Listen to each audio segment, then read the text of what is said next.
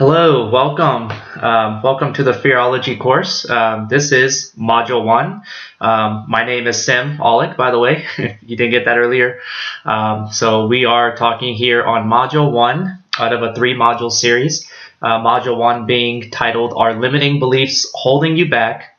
And also Conquering Self-Sabotaging Thoughts. So we are going to go into this module, these slides that I've presented here, and I'll put some commentary to these slides. And there's some action items to think about as we go through the module, which I would definitely like you to go through on your own so that you can practice what I'm talking about here, so that you can avoid these limiting beliefs or suppress them in a way so that you don't have to deal with them on a daily basis and keep that positive frame of mind. So anyhow, let's get started, I guess. Going forward, I just want to start with a quick quote by a famous gentleman by the name of Tony Robbins, and I think you might be familiar with him. Tony Robbins has a famous quote here that says, "Beliefs have the power to create and the power to destroy. Human beings have the awesome ability to take any experience of their lives and create a meaning that disempowers them or one that can literally save their lives." So just kind of keep that on your back pocket as we're going through the module, because as he explains in here, you will see kind of how we tie in the different topics, part of the limiting beliefs module, back to this specific quote, and we'll come back to this here towards the end. So without any further ado, let's jump in. So most people ask the simple question, what is a limiting belief? Well, let me explain. How it's basically described is a limiting belief is one that causes life to be less than completely satisfying. So what does that mean? You might believe that you can't be a doctor, but if you have no interest in becoming a doctor, what's the real harm there? So there's no point in dealing with a belief like that, because eliminating it isn't going to have a positive impact on your life. I would say focus your energy where it can have the greatest impact. The belief that you can't be a doctor is not a limiting belief based on this definition that I just shared with you. So limiting beliefs are those beliefs that restrict desirable options or your happiness. Consider that if all of your beliefs were 100% accurate, you would be able to have nearly anything you've ever wanted. Believing in the right things has a huge impact on your level of success. All right. Again, I'm going to jump into another quote here that I think it's pretty beneficial to understand by Somerset Maugham. It is titled, "If you don't change your beliefs, your life will be like this forever." Now, let me ask you the question, is that good news? You can answer that on your own here. So by the end of this series, you'll see just how pervasive they really are. They affect our lives in so many ways, and none of them are really that good. If you can eliminate the 5 most limiting beliefs that you possess, your life would forever change for the better. So one of the main ways that limiting beliefs have a significant negative impact on our lives is that they short-circuit the success process that follows. So let's look now at how 4 limiting beliefs affect your life. Out of those 4, the first item we can talk about is limiting beliefs taint your experience of living.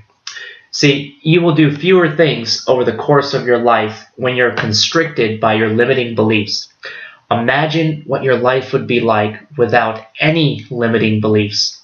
Surely a fuller, richer life is more appealing to you, no matter how great your life is right now. All right. So number 2, you unintentionally harm those around you.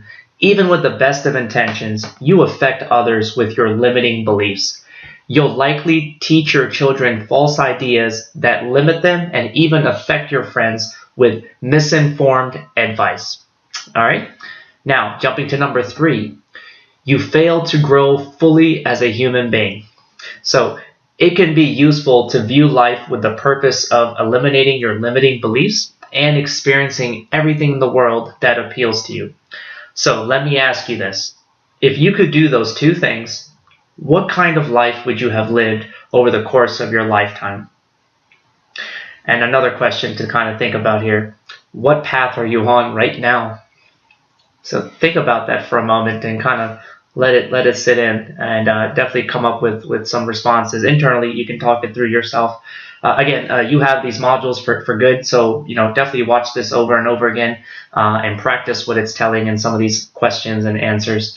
You can keep to yourself, but I would definitely advise to come back to these slides, and then you have this now for good. So I'm going to jump now to number 4. One is you'll be inefficient. So what does that mean? See, limiting beliefs cause us to find an alternate path if we look for one at all. So if we don't believe the best route will work for us, we spend a lot of time following a less direct path in an effort to work around our limiting belief. So save some time and deal with the limiting belief instead. Here's a quote by E.O. Wilson. Old beliefs die hard, even when demonstrably false. So that kind of ties into the earlier quote that I talked about in the beginning of this module. Old beliefs will die hard, even when demonstrably false. So just kind of think about that. Now, how can you tell if a limiting belief is false?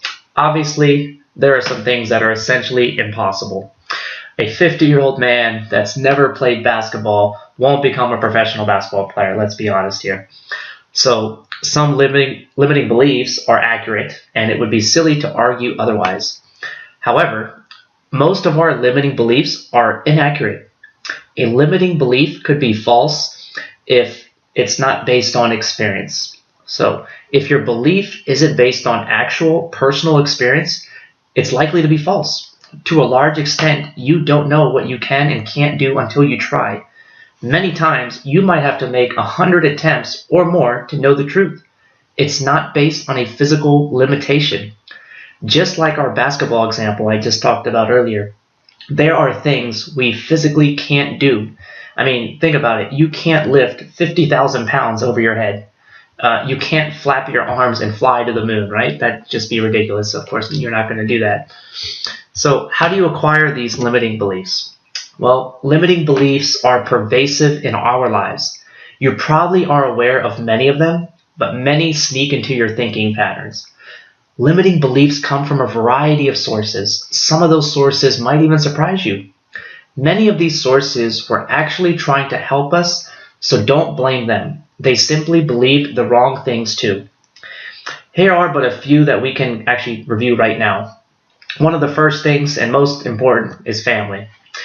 So let's touch on this here quickly. Most of our family means well. I'm pretty sure you can agree with me there. But many of our limiting beliefs come from family sources, and our suggestibility to comments from our families can vary from person to person. Like maybe, let's give me an example here. Maybe your mom told you that you couldn't run track in high school because you were too heavy. So now you believe that you could never be a runner. That's just an example I'm thinking of. Here's another one. Maybe your dad said that no one in his family ever went to college, so you believe it's not a possibility for you. Or maybe you grew up in a lifestyle that was economically challenged, so you decided that being wealthy was just completely impossible for you and just out there and out of reach, right? Maybe that relates to you, some of these examples. I'm just firing off, but I think you get what I'm saying. Everyone has their own circumstances within their family, but I know I can relate to some of these that I've just mentioned, and that's why they maybe came to the top of my head. But these are just common things that we all have in our mind that are false. So that's with the family component. Then you have friends. So, much like our families, friends can do and say things that lead us to believe we're less capable than we actually are. So keep in mind that many of our friends, and I'm quoting friends, don't want to see others do a lot better than they themselves are doing, right? I'm sure you've seen that if you ever talk about a success and you have some friends that aren't sharing that same level of success, you're probably making them, they probably feel bad and they don't like to hear about it. And that's nothing you're doing wrong. I've kind of boasted on myself for a couple things and I didn't realize that it was affecting others, but that's not your problem. You're sharing your success and showing them that if you can do it, they can do it. That's the message that should be going across, but some people are not that mature in their thinking. So just remember that. And then also, other people tend to unintentionally push their limiting beliefs onto others too. So that's also out there as well. Your teachers, let's talk about that. So teachers can have a lot of influence over us. When we're younger, they're pretty much like our parents, right? I mean, you're in school all day. You have homework, and then you go back the next day. So it's 5 days a week. You are majority of the time, in your school, whether it's elementary, middle, high school, or college. You're in the school environment. So teachers can be your motivators at some point. It's for some people, for some of them can be heavily influence the students as well. So maybe you were influenced by a teacher positively or maybe negatively. You can think about that.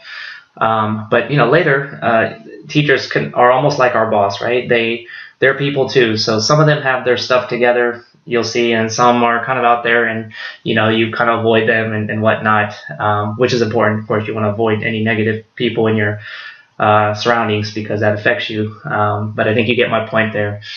So that's a little bit on teachers. This is an interesting one. Our own interpretations of events. So in many ways, this is probably the only real source of our limiting beliefs. For instance, it's not really what your parents said to you. It's your interpretation of what was said to you. What does that mean? Well, for example, if your parents said, you'll never be able to get into college, you could believe that what they said is true, or you could believe they don't know what they're talking about. I can do it if I want to do it. Right? That's a big difference in thinking. It's how you receive the message. It's not what they say. It's how you interpret it. That is very, very, very important, actually. Okay, so that touches on this item. And then, anyone else or anything that comes to mind. So, like other people, you could be talking about books, the internet, how easily accessible that is, TV, the news, movies, and more. They all have the opportunity to, make us doubt ourselves. But consider all the sources of information and opinions in your life. They all have the opportunity to steer you in the wrong direction. So with that being said, I think this brings us to the third quote. As you'll see, I like to put in quotes as I'm teaching because I think they kind of relay the message more than what we're talking about.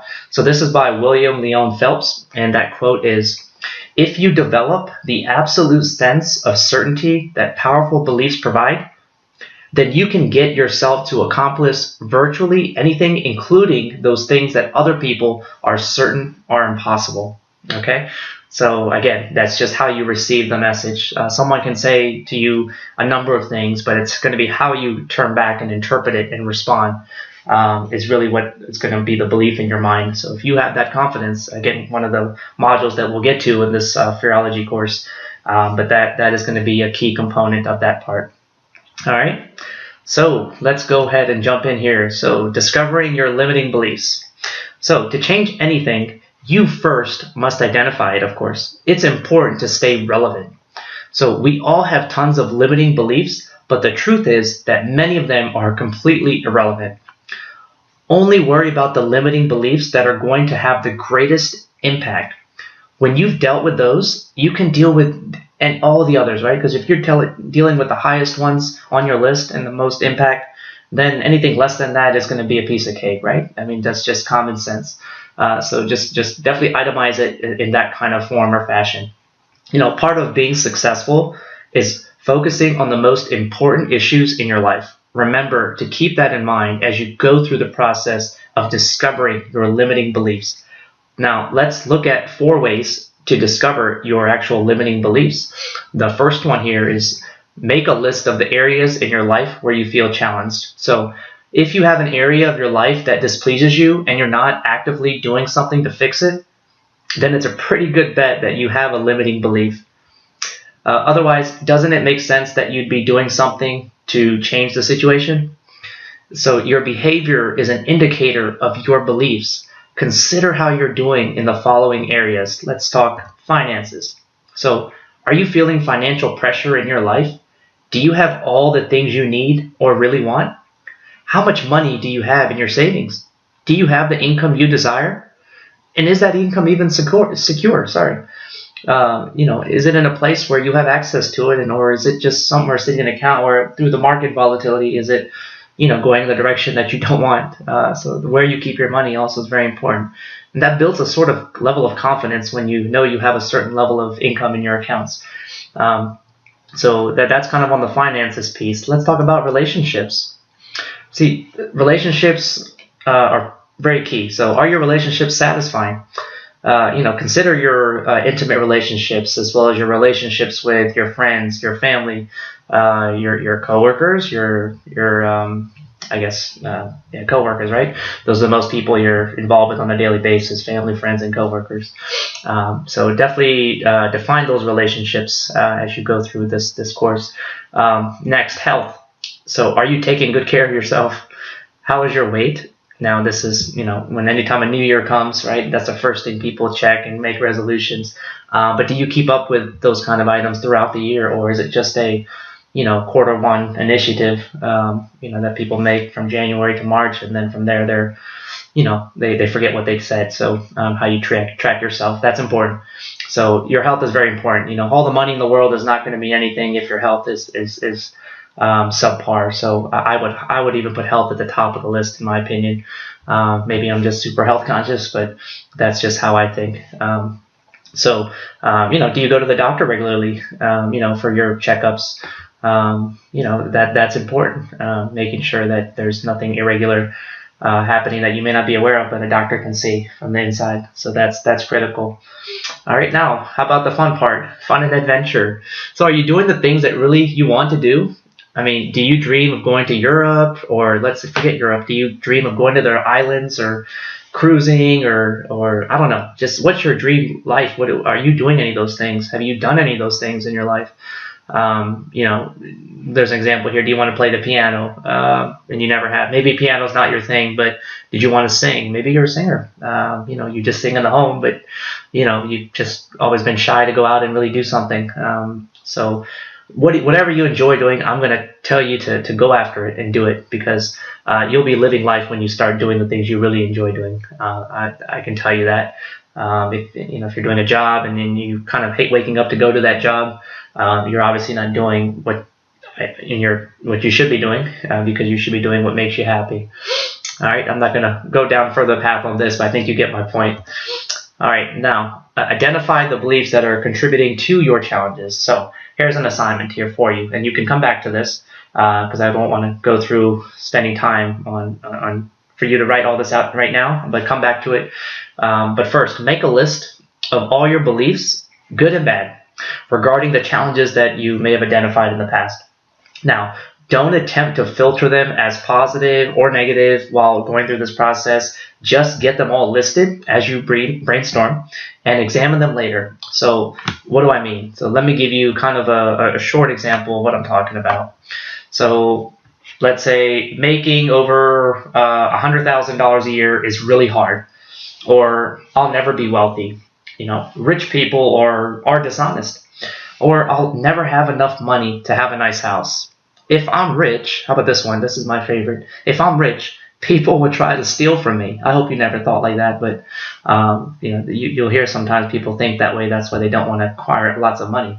My friends will treat me differently if I have a lot of money. That might make your list, I'm sure. Now, can you see why it would be difficult to make a lot of money if you believe those things that I just talked about? So go through this exercise. I can promise you it's going to open up some stuff in your mind on why maybe some of the things you're having blockages in your mind. When you think about doing these things, you probably have some of these limiting beliefs or thoughts that you're just so accustomed you don't even think about it. So take that into consideration.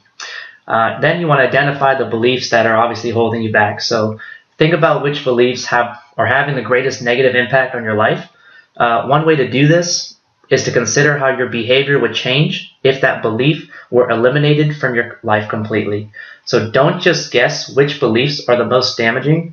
Really, really examine and consider the change that your life would experience if you weren't held back by that belief. Okay, did that make sense?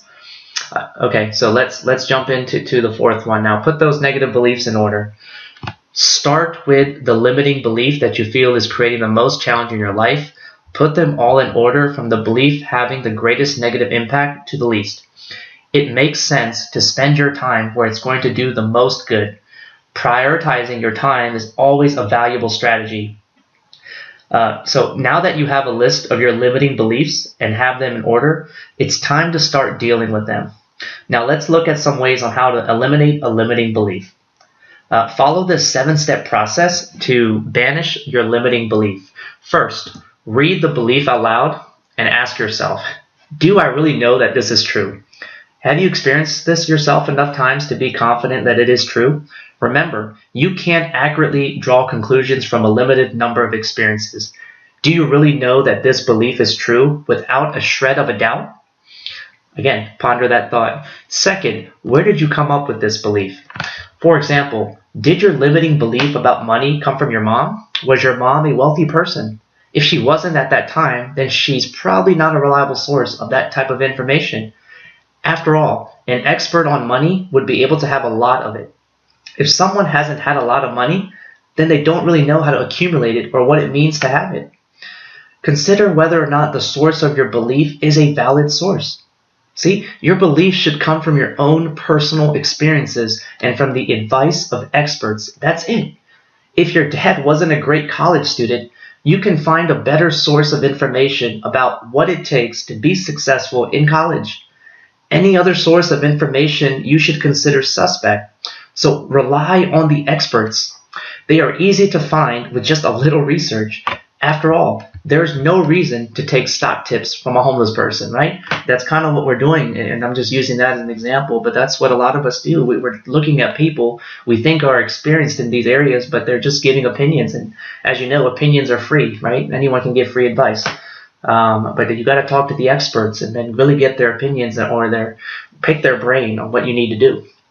All right? Now, next, simply state to yourself, I choose not to believe this anymore. It's not true. It might sound trite, but stating your intentions has a profound effect. Look for supporting evidence. Find some reasons and examples why this limiting belief is false. For example, the person that told me this doesn't really know, I've never actually tried it for myself.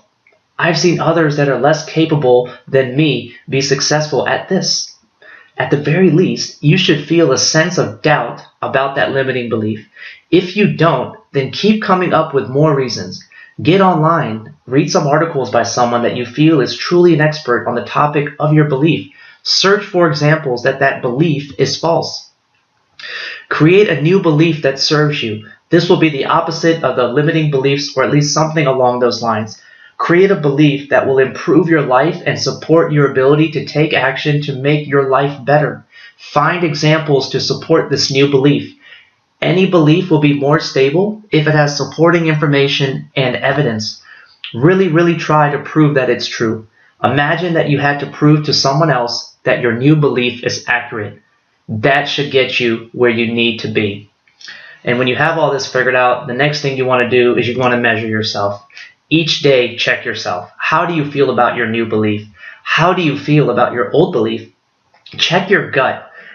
It's a direct link to your subconscious. Is your behavior changing? If your beliefs change, the way you act and or feel will change too. Our lives and feelings are a manifestation of our beliefs.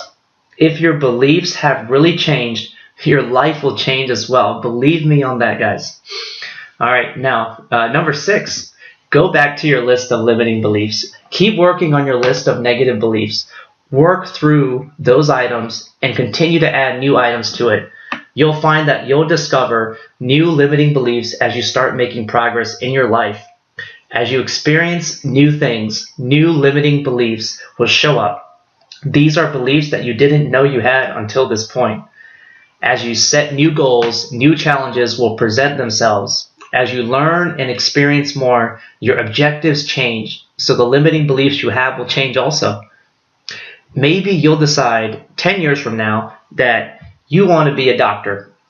Any limiting beliefs you have about being a doctor would then have to be addressed. So continue examining your life for limiting beliefs and eliminating them. It's like pulling weeds. I mean, no matter what you do, some weeds always pop up over time. Just simply recognize them and get rid of them. It's as simple as that. And then lastly, Repeat all the steps on a regular basis. So as you set new goals or have new challenges in your life, repeat the process. It's a cycle. It's the same thing for everybody. Whether I do it or you do it, it's the same cycle we all have to go through. It would be a great idea to probably sit down, let's say once a week, and make a new list of limiting beliefs. I mean, you would be unstoppable. Think about if you did that.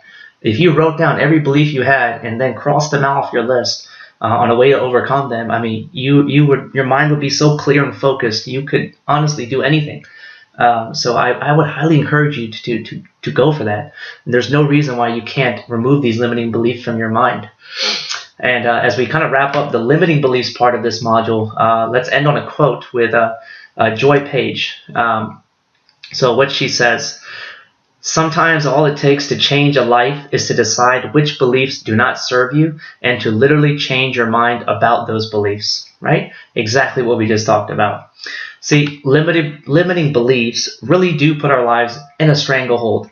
They can lead us to believe that we have limited options to deal with our challenges or what we're limiting in doing things. These beliefs have profound negative consequences, and eliminating them is one of the best things we can do for ourselves. Our limiting beliefs come from a variety of sources, like we talked about: friends, family, teachers, neighbors, the media, TV, and our own interpretation of the world and the events in our lives.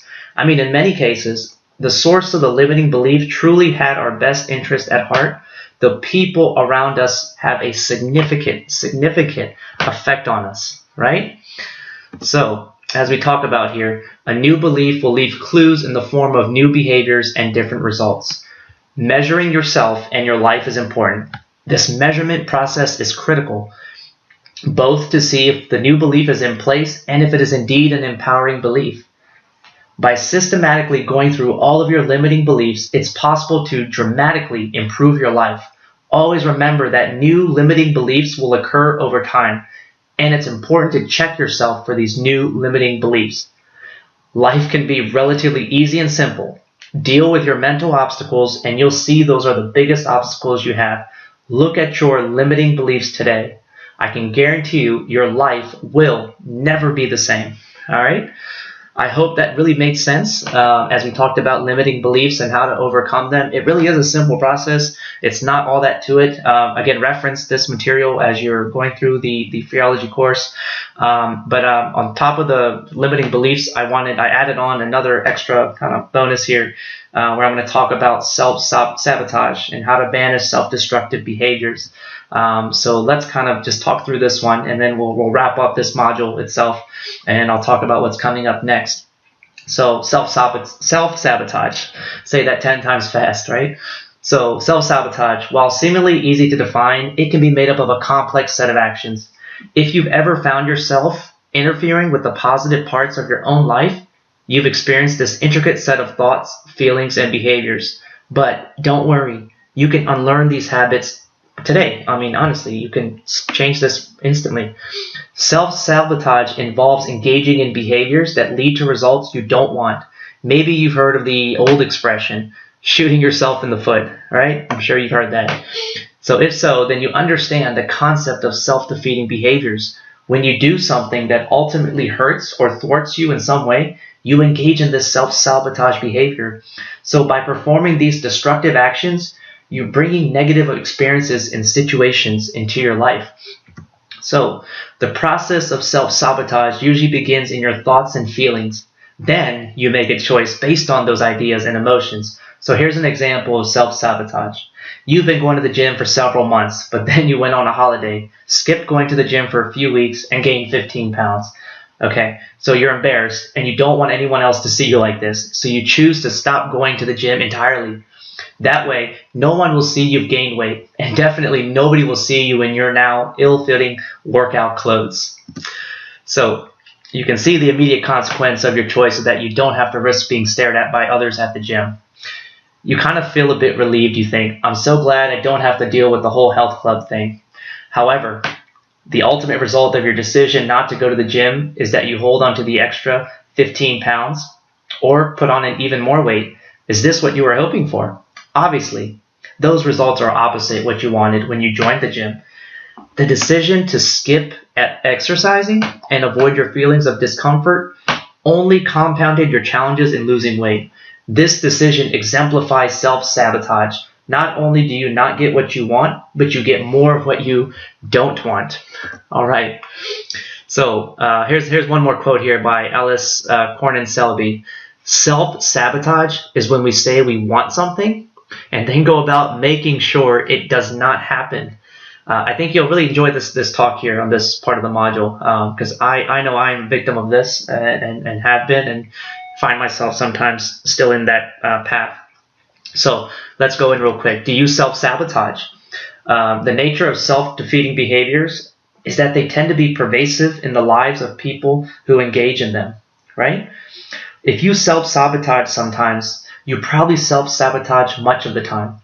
This becomes your primary way of thinking, choosing, and relating. Self-sabotage comes in many forms.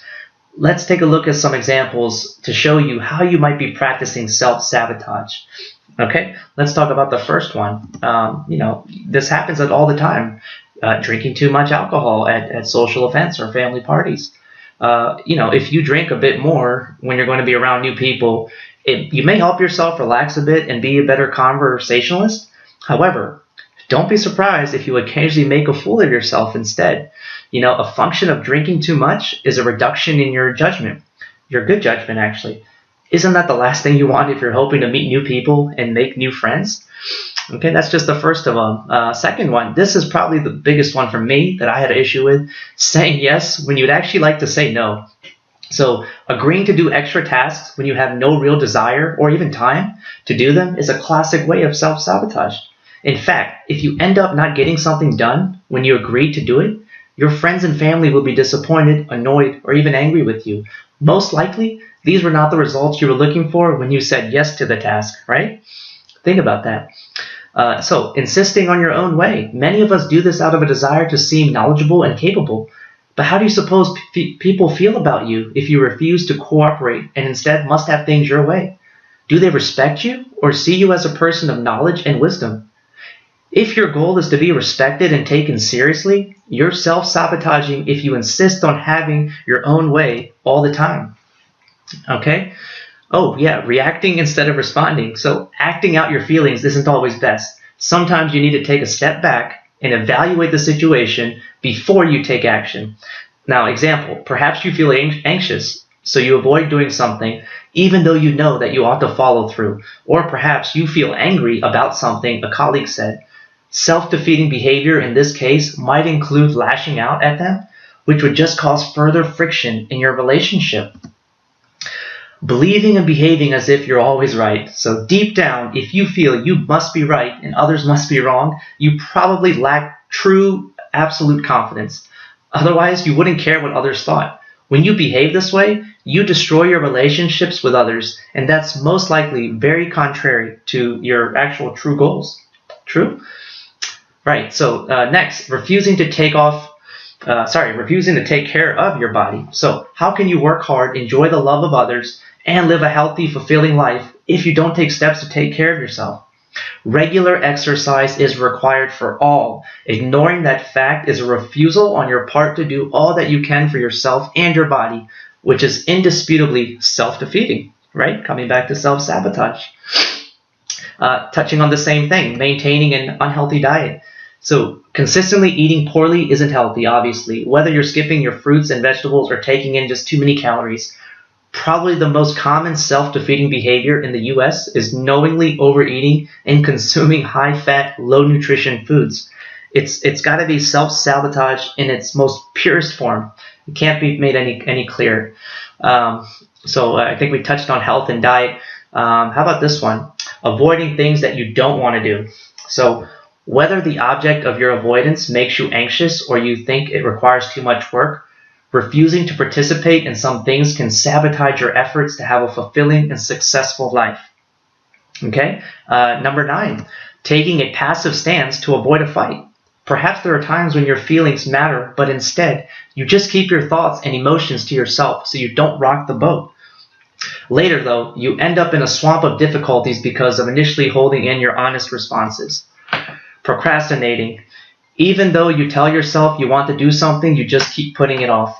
Before you know it, you've missed the deadline or you're still in the same position you didn't want to be in. The short-term payoff may be more time for other things initially, but the long-term results always include increased stress. So self-sabotage involves a complicated set of circumstances that ultimately short-circuit your ability to meet your goals. Most of us engage in this some form, or for many of us, it pervades our lives. However, today we've gone the path toward banishing self-destructive behaviors. Free yourself from self-sabotage to achieve your goals and live the life you planned for yourself. And I want to end it on this. Eric Hoffer states, "People who bite the hand that feeds them usually lick the boot that kicks them." I hope you like that quote. That was a good way to end the self-sabotage module here.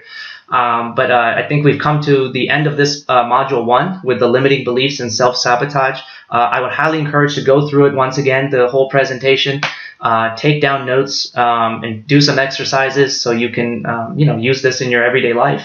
There's some stuff I told you today that you can immediately implement the same day itself. So take good notes of that. In our next module, we'll be talking about negative emotions. So that is available for you.